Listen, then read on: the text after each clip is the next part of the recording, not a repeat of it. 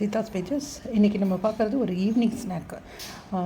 இது வந்து ஒரு பிரெட் ஸ்நாக். இது வந்து with egg or without egg பண்ணலாம்.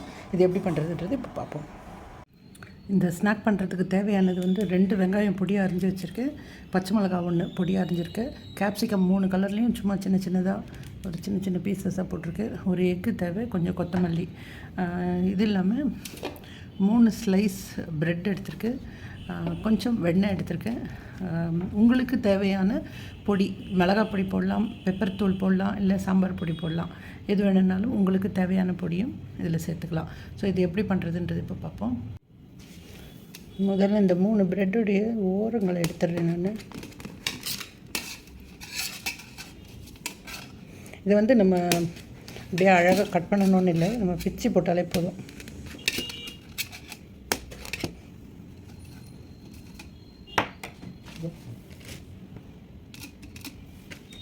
ஸோ இந்த ஓரங்களை எடுத்துகிட்டு இதை நம்ம அப்படியே பிச்சு பிச்சு போட்டுடலாம்.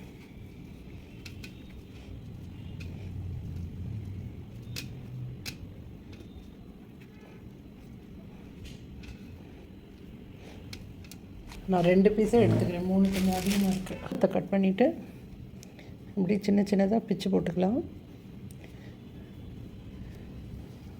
அவ்வளோதான்.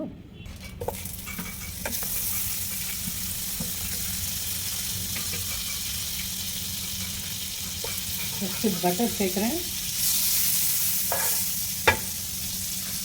அதில் இந்த ப்ரெட் பீஸஸை போட்டுடுறேன். இது வந்து நீங்கள் ஆயில் இல்லாத ப்ரெட் டோஸ்டர் இருந்தால் ப்ரெட் டோஸ்டரில் கூட டோஸ்ட் பண்ணிக்கலாம்.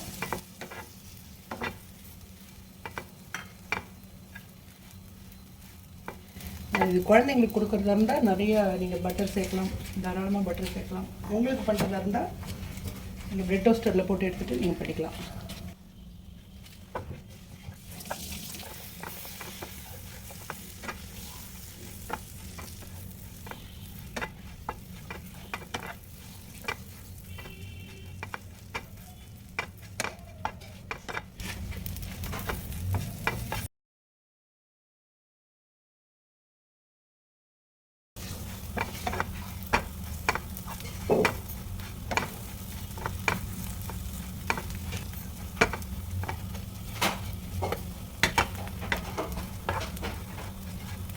அவ்வளோதான், இது போதும்.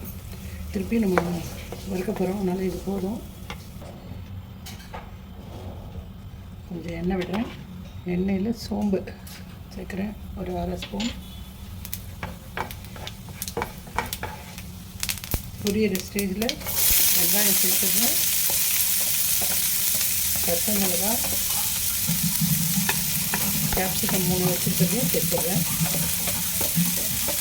இது நல்லா வதக்கலாம்.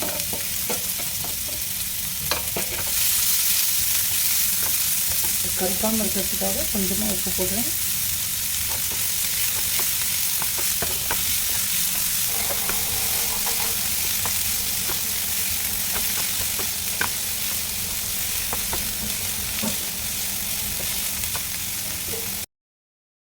நல்லா வதங்கியிருக்கேன். இப்போ இதில் வந்து நான் கொஞ்சம் ஒரு 1/4 ஸ்பூன் சாம்பார் தூள் போடுறேன், கொஞ்சமாக பெப்பர் போடுறேன், இப்போ தேவையான அளவு உப்பு சேர்த்துடலாம்.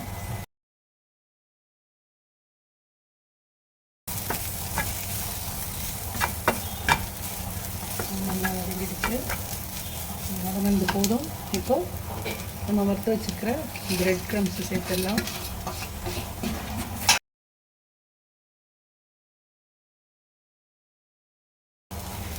எக்கு சாப்பிடாதவங்களாக இருந்தால் இந்த ஸ்டேஜ்லேயே எடுத்துடலாம், அப்படியே கொத்தமல்லி போட்டு அப்படியே சர்வ் பண்ணிடலாம். எக்கு சாப்பிட்றவங்களா இருந்தாலும் மட்டும் அடுத்த ப்ரொசீஜர் போகலாம்.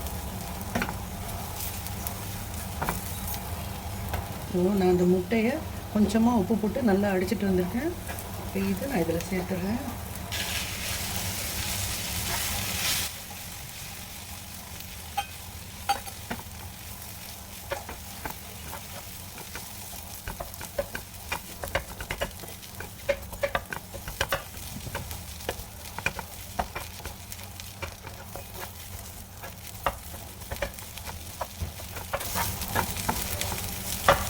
எக்கும் கொஞ்சம் நல்லா டோஸ்டான உடனே எடுத்துடலாம். அவ்வளோதான். ஒரு நல்ல நல்ல பிரெட் அண்ட் எக் ஸ்நாக்கு. இது பாருங்கள், ஈவினிங் ஸ்நாக்காக சாப்பிட்றதுக்கு இது ரொம்ப நல்லாயிருக்கும். இது குழந்தைங்களுக்கு ப்ரெட்டு தனியாக கொடுக்குறோம், டோஸ்ட் பண்ணி கொடுக்குறோம், ஃப்ரெஞ்ச் டோஸ்ட் பண்ணி கொடுக்குறோம், அதே மாதிரி ஆம்லெட் பண்ணி கொடுக்குறோம், ஸ்க்ராம்பிள் பண்ணி தரோம். பட் அதை தவிர இது மாதிரி பண்ணி கொடுக்கும்போது கொஞ்சம் அவங்களுக்கு இன்ட்ரெஸ்டிங்காக இருக்கும். கலர்ஃபுல்லாக சாப்பிட்றதுக்கு பெரியவங்களுக்குமே இது ஒரு இன்ட்ரெஸ்டிங்காக இருக்கும். ஸோ கொஞ்சம் கொத்தமல்லி போட்டுட்டு இதையும் மிக்ஸ் பண்ணிவிட்டு ஆஃப் பண்ணிடுறேன். அவ்வளோதான், நீங்கள் அப்படியே சர்வ் பண்ண வேண்டியதுதான்.